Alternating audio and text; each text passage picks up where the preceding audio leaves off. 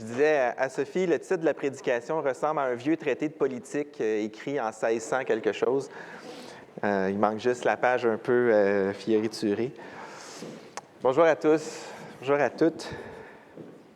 J'espère que vous vous portez bien. J'ai une petite question en commençant. Comment vous sentez-vous à l'idée de renoncer à quelque chose qui vous est dû?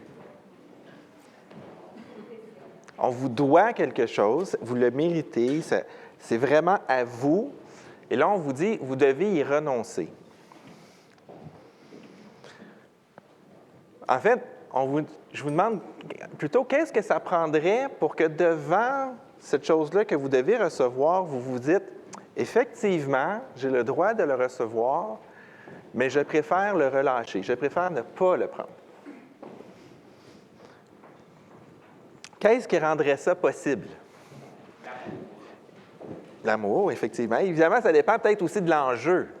Si au restaurant, avec votre facture, vous avez le droit d'avoir 2-3 bonbons comme courtoisie, puis vous vous dites, j'ai le droit de prendre ces bonbons, mais je vais les relâcher, peut-être que ça demande moins que j'ai le droit à un héritage, j'ai le droit à de l'écoute, j'ai le droit à ce que je sois entendu. Ce matin, on continue notre parcours dans 1 Corinthiens. On arrive au chapitre 9, qui est, de façon étonnante, entre le chapitre 8 et le chapitre 10. Dans le chapitre 8, on parle des viandes sacrifiées aux idoles. Dans le chapitre 10, on parle des viandes sacrifiées aux idoles.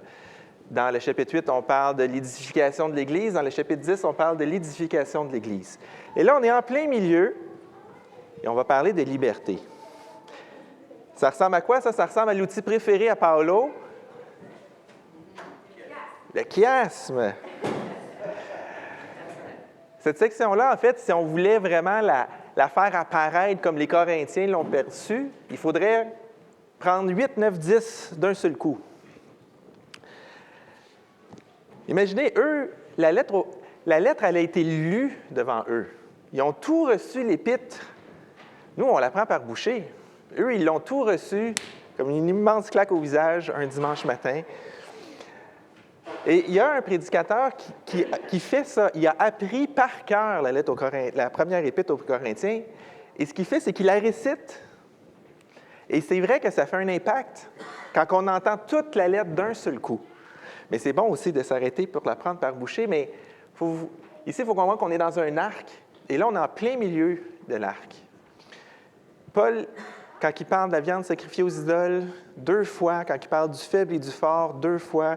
Quand il parle de laisser l'amour édifier au lieu de la connaissance enfler, 2 fois, c'est parce qu'il veut mettre l'accent sur ce qu'on va voir ce matin. Avec Paolo, on a vu la semaine passée, c'est vraiment spécial. Hein? Ces séries-là sont prévues depuis longue date. Là. Et des fois, notre prédication, on la repousse d'une semaine parce qu'il se passe quelque chose. Remarquez comment Dieu veut conduire un message pour nous dans les semaines qu'on est en train de passer.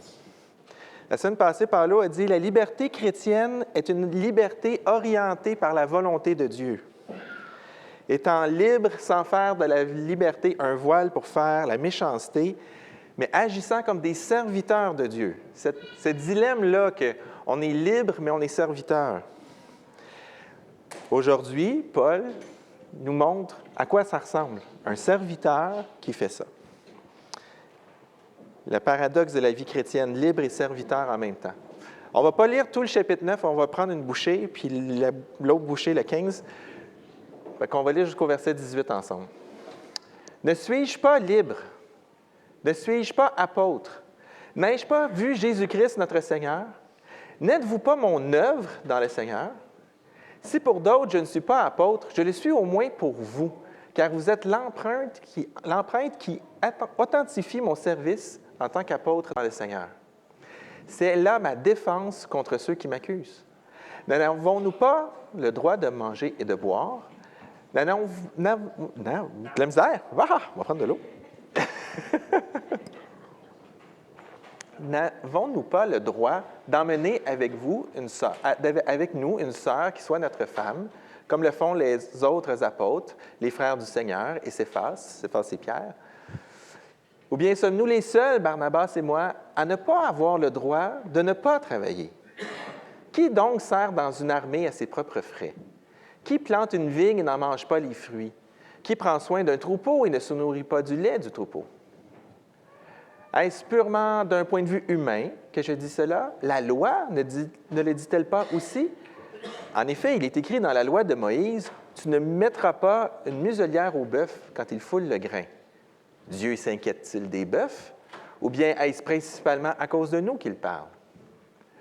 Oui, c'est à cause de nous que cela a été écrit, car celui qui laboure doit labourer avec espérance, et celui qui bat le blé doit le faire avec l'espoir de recevoir sa part. Si nous avons semé pour vous les biens spirituels, est-ce trop si nous récoltons de vous une part excusez-moi, j'ai des reflets. Est-ce trop si nous récoltons une part de vos biens matériels? Si d'autres exercent ce droit sur vous, n'est-ce pas plutôt à nous d'en jouir? Mais nous n'avons pas recouru à ce droit. Au contraire, nous supportons tout afin de ne pas créer d'obstacles à l'Évangile de Christ. Ne savez-vous pas que ceux qui assurent le service du culte sont nourris par le temple? Ceux qui servent à l'autel reçoivent une part de ce qui est offert sur l'autel? De même aussi, le Seigneur a prescrit à ceux qui annoncent l'Évangile de vivre de l'Évangile. Quant à moi, je n'ai eu recours à aucun de ces droits. Et je n'écris pas cela pour qu'il me soit accordé, car j'aimerais mieux mourir plutôt que de me laisser enlever ce sujet de fierté. Si j'annonce l'Évangile, il n'y a pour moi aucun sujet de fierté, car c'est une nécessité qui m'est imposée. Et malheur à moi si je n'annonce pas l'Évangile. Si je le fais de bon cœur, j'en ai la récompense, mais si je le fais malgré moi, c'est une charge qui m'est confiée. Quelle est donc ma récompense? C'est d'offrir gratuitement l'Évangile de Christ que j'annonce, sans faire usage de mon droit de prédicateur de l'Évangile. Beaucoup de choses dans ce texte. Paul met devant nous plusieurs principes, mais on va voir que tous ces principes-là ne sont pas son but. Il communique beaucoup de choses, pas pour essayer d'expliquer chacune de ces choses-là, mais pour pointer vers une autre chose. Il veut nous dire que la liberté chrétienne ne consiste pas à réclamer ce qui est dû, mais à ce qu'on y renonce volontairement pour que l'Évangile avance sans obstacle. C'est le modèle de Jésus lui-même qui s'est dépouillé. Et c'est ce qu'on se rappelle encore ce matin. Je vais céder mes droits. Je vais céder mes droits. Non parce que je suis faible, non parce que l'autre personne me les arrache, mais parce que je suis libre. Même pas parce que je suis fort. Ce n'est pas par faiblesse, ce n'est pas par force. C'est par liberté. C'est étrange, mais je crois qu'ensemble, on va voir cette parole-là s'éclaircir ce matin. C'est un texte difficile à prêcher, c'est un texte plus facile à enseigner, parce que là, on pourrait prendre les détails de chaque chose qui est dite. Mais Paul, il veut, en quelque part, pas tant enseigner sur chacun de ces sujets-là qu'il a énumérés. Il veut toucher le cœur des Corinthiens ailleurs. Donc, mon plan ce matin, c'est qu'on va regarder ce que je vais appeler le premier degré du texte. On ne peut pas faire autrement aujourd'hui que de prendre une pause puis de regarder quand même ce que Paul dit, mais je ne vais pas passer beaucoup de temps à creuser dans le détail chacun des arguments que Paul met de l'avant, parce que je veux qu'on aille voir le cœur et l'appel du texte. Et si, dans la première partie, je vous le dis tout de suite, ça va passer vite. Donc, vous ne venez pas me voir pour me dire que c'est passé trop vite. C'est un choix que je fais, d'accord? Si ça vous interpelle, venez me voir, puis on va pouvoir prendre le temps d'en parler. Puis si je dois refaire une prédication, parce que tout le monde veut qu'on aille dans le détail, on ira dans le détail. Mais moi, mon but, c'est d'arriver aux 3. Donc, pensons à ce que le texte enseigne au premier degré. La première chose qu'on voit, c'est que Paul pose une série de questions au début. Ne suis-je pas libre? Ne suis-je pas apôtre? N'ai-je pas vu le Seigneur? On appelle ça des questions rhétoriques. Paul n'attend pas vraiment une réponse. Quand Paul pose la question, la réponse est claire pour lui. Et il est sûr que la réponse est claire pour les Corinthiens qui vont l'entendre. Il n'est pas en train de défendre son apostolat ici, il est en train de le prendre pour acquis pour construire son argument. C'est comme si Paul disait, vous le savez que je suis libre, vous le savez que je suis apôtre, vous le savez que j'ai vu le Seigneur Jésus. C'est comme ça qu'il est en train de parler. Donc, je suis apôtre. Et Paul définit son apostolat dans la première partie en disant, j'ai vu le Seigneur Jésus. J'ai vu le Seigneur Jésus ressuscité. Les apôtres, au sens du Nouveau Testament, c'est ceux qui vraiment ont vu le Seigneur Jésus ressuscité et c'est eux qui ont l'autorité par le Seigneur d'annoncer la parole, avec une autorité qui n'existe plus. Je vais dire ça très simplement. Aujourd'hui, prenez garde aux personnes qui utilisent le mot « apôtre ». Mais il y a le deuxième sens de « apôtre » qui est là, qu'on peut prendre pour nous. Parce que Paul dit « Vous êtes, les Corinthiens, la preuve de mon apostolat ». Pas que j'ai vu le Seigneur Jésus, mais que j'annonce l'Évangile, je suis le messager. Un apôtre, c'est un envoyé. C'est un mot pour dire envoyé. Jésus nous envoie. On est tous dans la mission. On est tous des apôtres, dans le deuxième sens de Paul. Et Paul dit, vous voyez bien que je suis en train d'accomplir la mission du Seigneur parce que vous existez. L'Église de Corinthe existe parce que Paul et Barnabas l'ont fondée, avec d'autres avec eux. Alors, il est en train de dire, c'est clair que je suis envoyé du Seigneur parce que vous existez. Donc, je suis apôtre, on est d'accord là-dessus? Prochain point. Il s'en va. il prouve qu'en tant qu'apôtre, il y a des droits.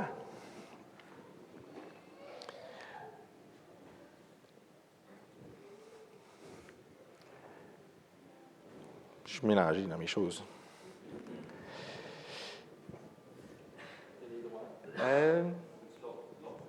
Oui, c'est ça. Et là, il continue dans ses questions rhétoriques en disant, j'ai le droit, comme apôtre, d'être soutenu par ceux à qui j'annonce l'Évangile. J'ai un droit vraiment dans le vrai sens du terme, pas « ça serait bien », pas « s'il vous plaît ». C'est un droit. Et c'est toujours un peu malaisant pour un pasteur de parler de son soutien, de parler de son... Mais c'est dans la parole de Dieu. Fait que ça, c'est la première licence que j'ai, c'est que le Seigneur nous en parle. Moi, j'ai le privilège de travailler sur... Je ne travaille pas comme pasteur bivocationnel pour les mêmes raisons que Paul. Mais comme ce n'est pas l'Église qui me paye mon soutien, je suis encore plus libre. Il n'y a pas d'apparence de conflit d'intérêt. Je ne suis pas en train de vous parler de mon salaire. Vous pouvez appeler mon patron à Rev si vous voulez, mais ici, remarquez que c'est un droit. Puis c'est spécial parce que le mot « droit » est là. C'est un texte, il y a plein de vocabulaire ultra juridique dans ce texte-là. On pourrait en parler abondamment. Paul est dans une défense juridique ici. Il utilise des mots comme « droit » vraiment au sens « ça m'est dû ». L'Église serait en faute de ne pas me les donner. C'est ça qu'il est en train de dire. Et au passage, il parle d'amener une épouse avec lui. Et il dit, une sœur qui soit notre femme. Paul glisse subtilement qu'un chrétien, ça s'unit dans le royaume. C'est un autre petit passage qui est là, mais c'est aussi le droit qui est pour l'apôtre. Ce n'est pas juste de payer son salaire. On a tendance à rapetisser ça. C'est sa famille qu'on supporte. Ce n'est pas seulement l'ouvrier. Et Paul n'est pas en train de justifier pourquoi c'est comme ça. Il assume déjà qu'il y a une compréhension chez les Corinthiens que c'est comme ça. Et il va du plus petit au plus grand. Qui sert dans une armée, qui plante une vigne. Il montre que dans la sagesse humaine, il y a déjà ce concept que la personne qui est dédiée à une tâche, à temps plein, que c'est le cœur de son travail, devrait recevoir un moyen de subsister de son travail. Ça ne devrait pas être un investissement de la personne, de se soutenir, ça devrait être un fruit qui lui revient. Et au verset 14, Paul, pour éviter toute forme de complication, dit « Le Seigneur a prescrit à ceux qui annoncent l'Évangile. » C'est spécial parce qu'ici, c'est comme dans l'autre direction. C'est comme si Jésus disait à son apôtre, « Toi, ce dont tu dois vivre, c'est de l'annonce de l'Évangile. » Quand est-ce que le Seigneur a dit ça? Est-ce que le Seigneur Jésus a dit qu'on doit vivre de notre annonce de l'Évangile?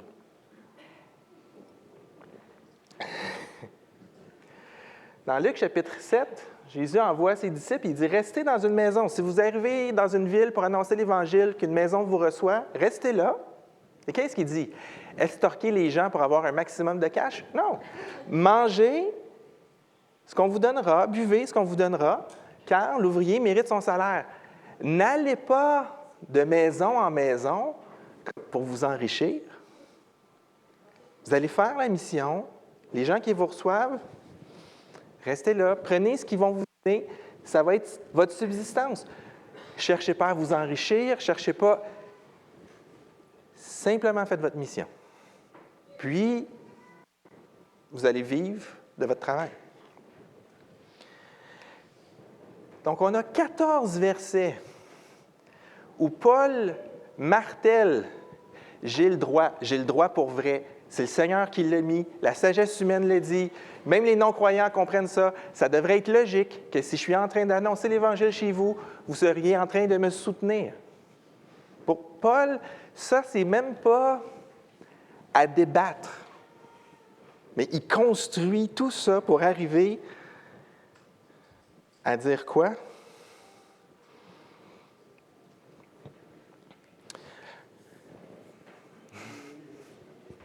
C'est spécial, hein? Et j'espère que vous voyez ici que quand on parle de soutenir un ouvrier, ce n'est pas une question de salaire. Le pasteur n'est pas un employé. Mais ici, au Québec, à cause de comment on fonctionne, c'est un peu comme ça. On est une congrégation. Les membres de l'Église sont les patrons de Paulo et moi. Normalement, c'est l'Église qui embauche, c'est les membres de l'Église collectivement. Vous êtes mes boss. Puis, vous vous soumettez à mon leadership. Là. Ça, c'est le bout qui est un peu bizarre. Pour le Québec, ils doivent faire comme « qu'est-ce que c'est ça? » Mais on a cette relation. Puis là, on verse un salaire, puis on verse la CSST, puis on verse le régime des rentes. Puis on est une business. Puis Mais dans la parole de Dieu, ce n'est pas ça l'idée. Supporter un ouvrier, ça veut dire donner à l'ouvrier les conditions d'accomplir sa mission. Si l'ouvrier est constamment en train de crever de faim, il ne peut pas travailler. Des fois, on dit, quand on prêche à des gens, s'ils ont faim, ils n'entendent pas. Tu sais, on parle de faire du bien avec des banques alimentaires. On veut annoncer l'Évangile, les gens ont faim, les gens ne comprendront pas l'Évangile. Si le pasteur crève de faim, il ne sera pas plus capable de prêcher l'Évangile. Si les soucis financiers, si les soucis de famille, si les conflits qui règnent dans l'Église, s'il y a tout ça, c'est difficile de faire le travail. Dans l'entreprise, on dit qu'on doit payer les gens juste au bon niveau pour qu'ils ne pensent plus à l'argent. Si vous les payez trop cher, ils se mettent à avoir peur de perdre leur job. Si vous ne les payez pas assez, ils sont constamment en train de chercher qu'est-ce qu'ils vont faire pour avoir plus d'argent. Si vous clairez l'argent de leur esprit, ça va être des super employés.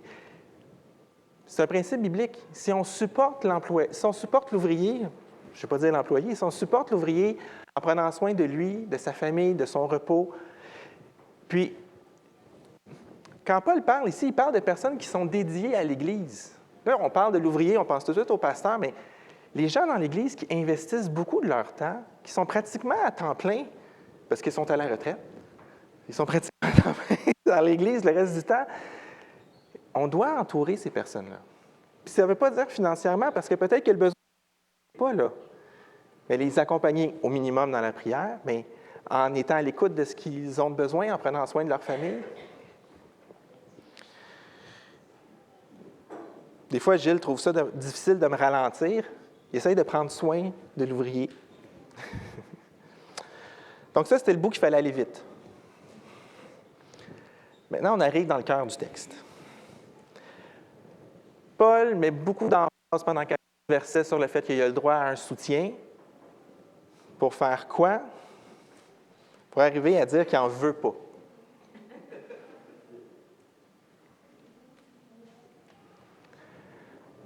J'ai froid. Veux-tu ma veste? Non, mais j'ai vraiment froid. Veux-tu ma veste? Non, je ne veux pas ta veste, mais j'ai vraiment froid. Tu sais, des fois, il y a des gens comme ça, tu te dis, ben là, pourquoi tu me parles que tu as frette si tu ne veux pas ma veste? Pourquoi tu te plains, puis quand j'essaye de venir t'aider, tu dis non? Vous connaissez des gens comme ça? Je ne sais pas si vous connaissez cette pièce de théâtre-là. Elle a été écrite par Jean-Paul Sartre. Ça s'appelle « Huis clos ». En gros, Jean-Paul Sartre a imaginé l'enfer comme ceci. Une pièce, 3 personnes qui vont être ensemble pour l'éternité, pas de miroir. Aucun moyen de voir ton visage à toi. Le seul moyen de savoir comment tu te présentes, c'est par le regard des 2 autres. Et dans cette pièce de théâtre-là, à la fin, je vous vole la fin, un des personnages dit « Alors c'est ça l'enfer. Je n'aurais jamais cru. » Vous vous rappelez le souffle, le bûcher, le grill? Quelle plaisanterie! Pas besoin de grill. L'enfer, c'est les autres. De devoir passer une éternité à être, à être défini par le regard des autres. Dans la pièce, à un moment donné, il y a une femme, elle se met du rouge à lèvres, puis elle est obligée de demander à l'autre, « Est-ce que mon rouge à lèvres est bien mis? » Puis il y a eu un quiproquo entre les deux, puis l'autre est là, « Oui! » Puis là, l'autre femme n'a aucun moyen de savoir si vraiment elle a de l'air folle ou non, parce qu'elle ne peut pas croire ce que l'autre a dit. Mais en même temps, si l'autre dit, c'est tout ce qu'on a, le regard de l'autre. Être prisonnier du regard de l'autre, c'est le monde sans l'Évangile. L'autre me vole ma liberté, l'autre m'empêche d'être ce que je veux être. Et notre culture va nous dire ça, hein? On doit se protéger de l'autre, on doit réclamer nos droits, on doit laisser personne se marcher dessus. Si tout le monde pense que tu es un faible, des fois, dans un milieu de travail, c'est difficile, parce que si tout le monde te montre une réputation, tu es pris à vivre avec cette réputation-là, que ce soit vrai ou non. L'enfer, c'est les autres. Le nombre de personnes qui aiment tes publications, qui réagissent à tes commentaires, qui mettent des petits cœurs sur tes photos. On a un monde qui suscite de vivre dans la pièce de Jean-Paul Sartre.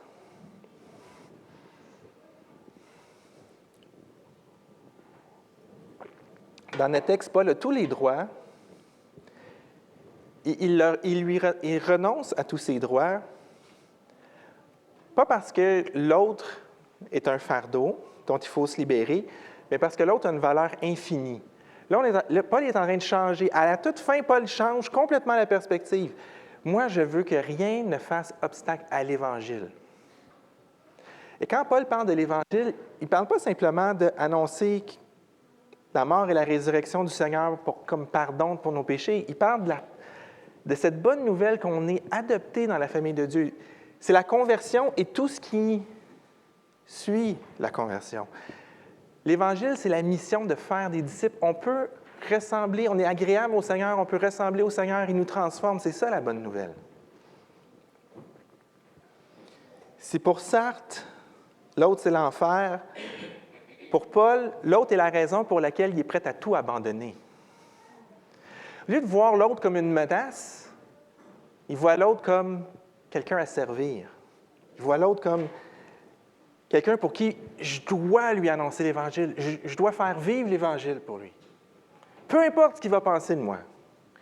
Parce que ça passe vite dans le texte, mais Paul parle d'un sujet de fierté. Il dit, « Je n'ai pas usé de mon droit, je supporte tout. » Ce n'est pas juste qu'il n'y en a pas de besoin, dans le fond.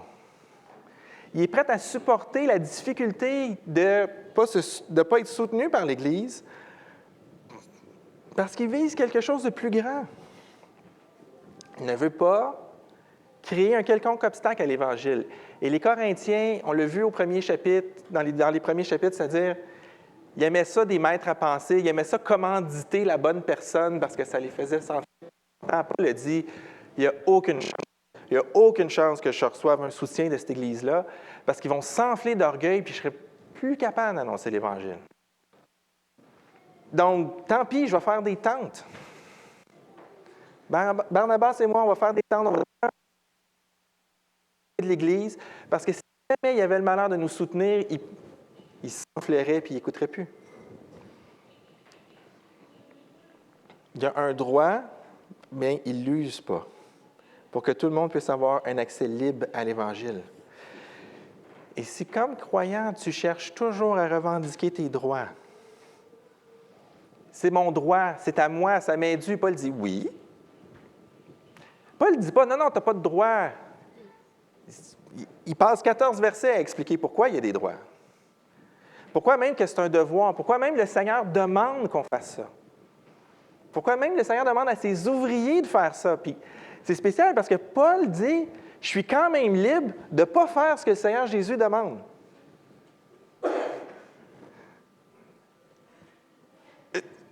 Hein? Mais le Seigneur, quand il nous a prescrit ça, c'est pour qu'on puisse être dédié à la tâche, puis pour qu'on ne cherche pas à s'enrichir outre mesure. Paul dit, c'est parfait, moi je ne vais pas m'enrichir pantoute.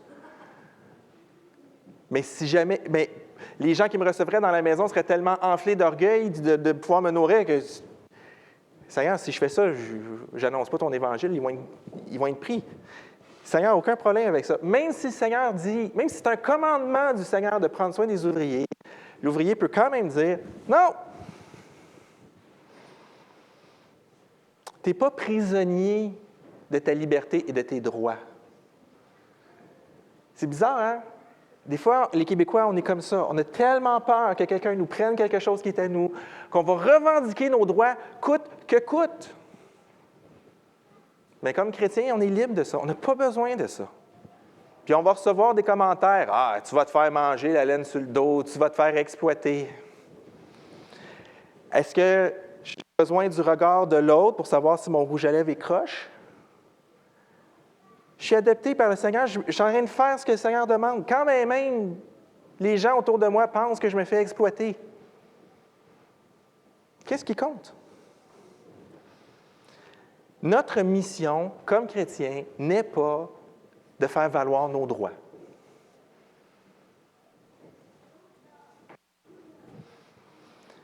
On pourrait penser que renoncer à nos droits, c'est perdre la face. Mais Paul dit, moi, je vois ça comme un sujet de fierté, de ne pas être dépendant de votre soutien, qui est à faire des tentes. Vous savez, Paul n'est pas du tout contre le fait de recevoir des dons. Aux Philippiens, il leur dit « Merci! Merci parce que vous avez pourvu quand j'avais besoin. » C'est pas que Paul il est snob. C'est juste que pour les Corinthiens, si je reçois de l'argent de Dieu, je ne serais pas capable d'avoir une puissance avec le message de l'Évangile chez vous. Vous êtes ben trop orgueilleux. Mais les Philippiens aimaient Paul d'amour et ils soutenaient la mission d'amour. Ici, Paul tire sa fierté d'être condamné à travailler sur le côté pour pouvoir annoncer l'Évangile.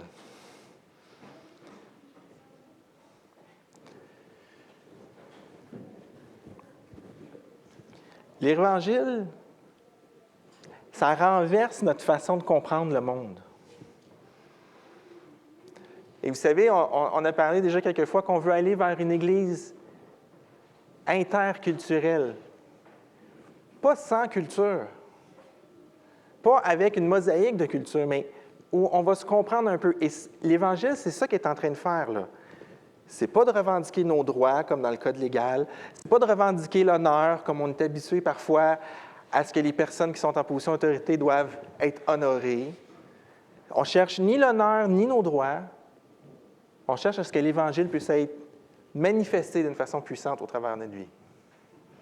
Et ça ne se fait pas si on cherche à préserver notre honneur, et ça ne se fait pas si on cherche à préserver nos droits. Parce qu'à ce moment-là, quand on agit pour protéger quelque chose à nous. Oui, je vais t'annoncer l'Évangile tant que...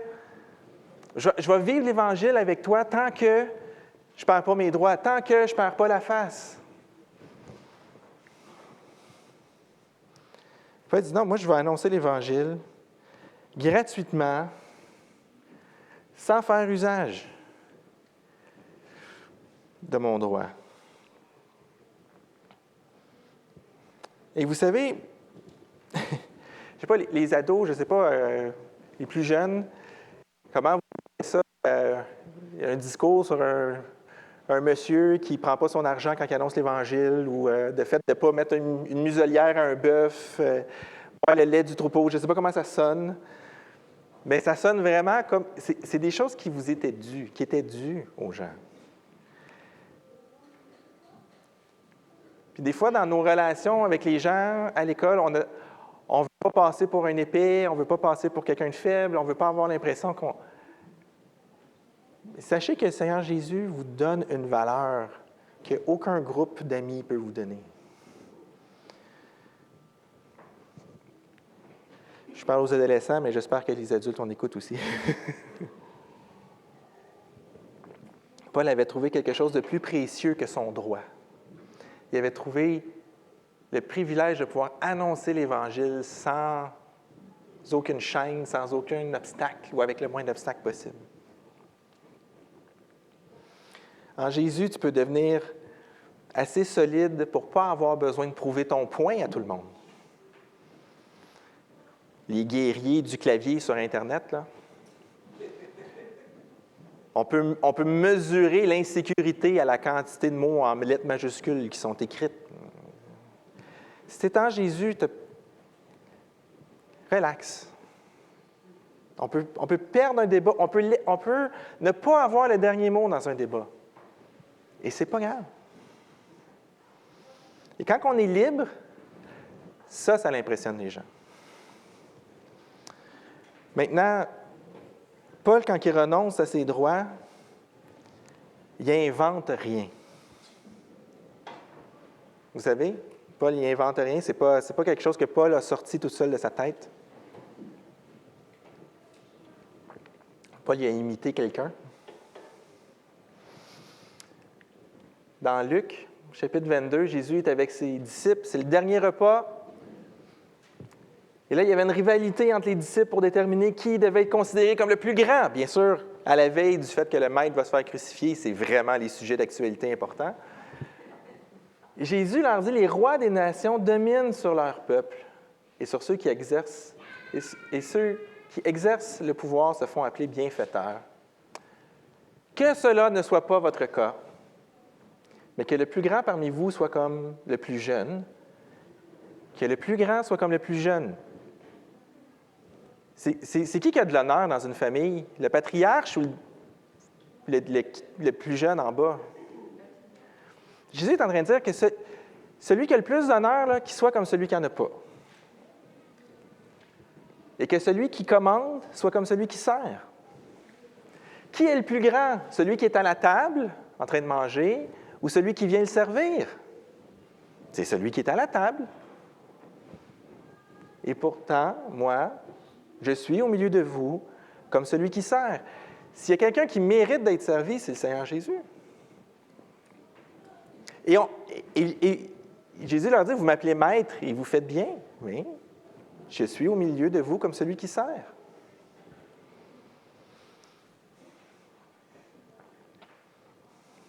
Et c'est spécial parce que Jésus annonce la trahison de Judas. Là, ils sont tous en train de se demander, c'est-tu moi qui va trahir Jésus? Judas s'en va, puis là, il se chicane. OK, il y en a un de parti. C'est qui le plus grand qui reste? Jésus leur dit, vous voulez savoir à quoi ça ressemble à être grand? Je suis au milieu de vous comme celui qui sert. Même si j'ai tous les droits d'être servi, je suis au milieu de vous comme celui qui sert. Jean-Paul Sartre dit, l'enfer, c'est les autres parce que leur regard me piège. Leur regard me définit. C'est la vision du monde sans l'Évangile. Mais Jésus fait exactement l'inverse. Jésus, au lieu de les réclamer, il cède. Il se laisse regarder, juger et condamner volontairement. Jésus est sur la croix, dans son faux procès avant, les gens qui lui crient, Jésus se laisse insulter, il se laisse condamner, il se laisse juger. Pilate lui pose des questions. Jésus est dans un procès avec Pilate. Est-ce que c'est vrai que Jésus ne répond pas? Jésus a le droit de se défendre. Même dans la loi romaine, même les Romains sont en train de lui donner une chance de se défendre parce que c'est son droit. Et Jésus ne prend pas son droit. Il ne prend pas son droit à une défense. Il se laisse piéger, pas parce qu'il est faible, mais parce qu'il est véritablement libre. Personne ne prend sa vie, c'est lui qui donne. Pilate, qui est tout en train d'essayer de me faire un cours de défense romaine, mais moi, je vais t'expliquer. Si tu as une autorité, c'est parce que c'est mon Père qui te l'a donné. Il ne prend pas le temps de se défendre, il prend le temps d'enseigner l'autre. Parce qu'il est libre. Jésus est libre. Il avait le droit de ne pas souffrir, il avait le droit de juger, il avait le droit de descendre de la croix, il avait le droit de demander une légion d'anges, comme il a dit à Pierre dans le jardin. J'ai accès à tout ça. Ça ne serait même pas une faveur. C'est à moi. Jésus a tout déposé. Pour Sartre, l'autre, c'est l'enfer. Pour Jésus, toi et moi, on est la raison pour laquelle il a subi l'enfer. Jésus a accepté tout ça. Il l'a choisi parce qu'il nous a choisis. Et la liberté de Jésus, c'est notre liberté. Jésus, on est caché en lui, on a la même liberté que lui. Ce matin, Paul nous met devant un miroir. Contrairement aux pauvres pognés dans la pièce huis clos, on a un miroir. Et soyons honnêtes un moment. Combien de fois on réclame nos droits? Combien de fois on réclame notre honneur? Des fois, on va même les réclamer devant Dieu. Je sers ton Église depuis tellement de temps. Je te demande juste. Des fois, on transige avec Dieu. Tu me l'as promis.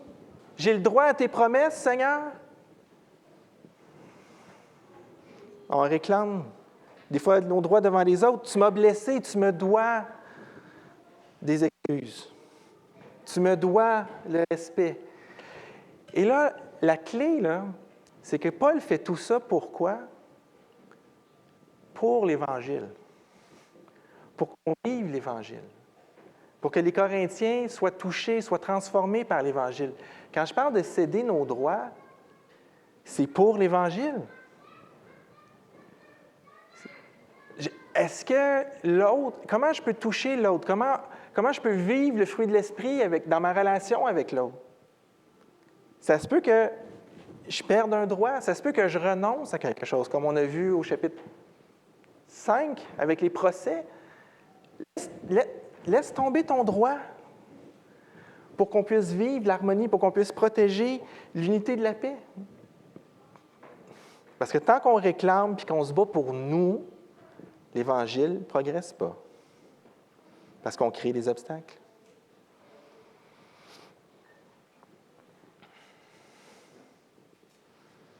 Ta valeur ne dépend pas de ce qu'on te donne. Ta valeur ne dépend pas de ce qu'on reconnaît chez toi. Ta valeur dépend de ce que Jésus a donné pour toi. Qu'est-ce que Jésus a donné pour toi? Rien. Jésus a mis sa vie sur la croix. Est-ce qu'il l'a donné pour toi? Jean a posé la question. Est-ce qu'il est mort pour toi? Est-ce que Jésus a donné sa vie pour toi? Est-ce que tu l'as saisi? Paul dit, ma récompense, c'est de pouvoir annoncer l'Évangile gratuitement. Ça me réjouit. C'est quoi la récompense de Jésus? C'est nous. Beau cadeau. Jésus dit, me voici, moi et les enfants que tu m'as donnés. Même dans l'Évangile de Jean, si je ne me trompe pas, Jésus parle, je ne perds aucun de ceux que tu m'as donnés. Le Père nous donne à Jésus, on est sa récompense.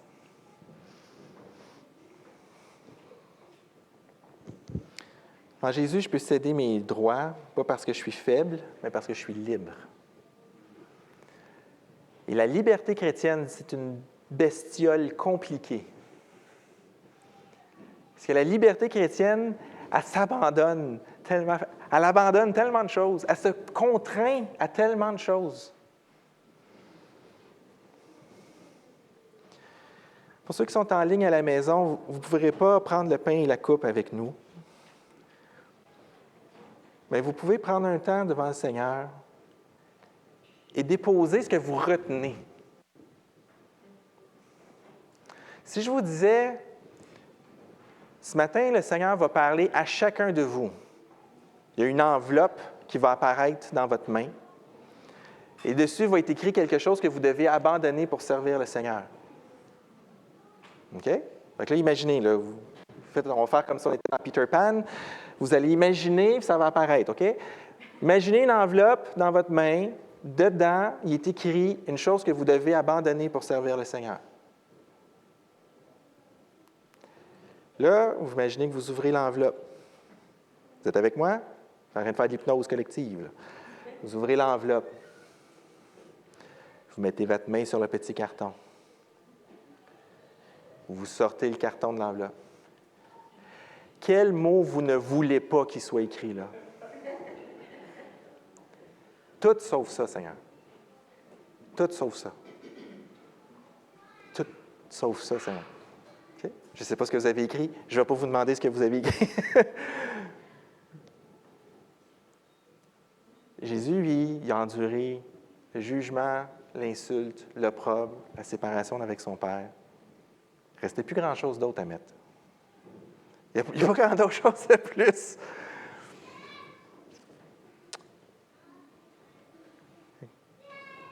Fait que ceux qui sont en ligne, vous pouvez faire l'exercice comme tous ceux qui l'ont fait ici. Vous pouvez nous écrire sur le site web si vous voulez prier pour moi, pour telle chose. Prenez le petit truc de prière, dites « j'ai besoin d'aide parce que je retiens ça dans ma vie ». Vous pouvez partager ça en Église maison pour vivre la liberté. Notre Seigneur n'est pas un mauvais génie qui cherche à nous faire souffrir de plein de façons. Ça ne veut pas dire que si le Seigneur vous faisait vraiment apparaître une enveloppe, ça serait exactement ce mot-là qui aurait marqué dessus, mais ça révèle notre cœur. Ça révèle notre cœur. Je dirais au revoir à ceux qui sont à la maison. Que le Seigneur vous bénisse.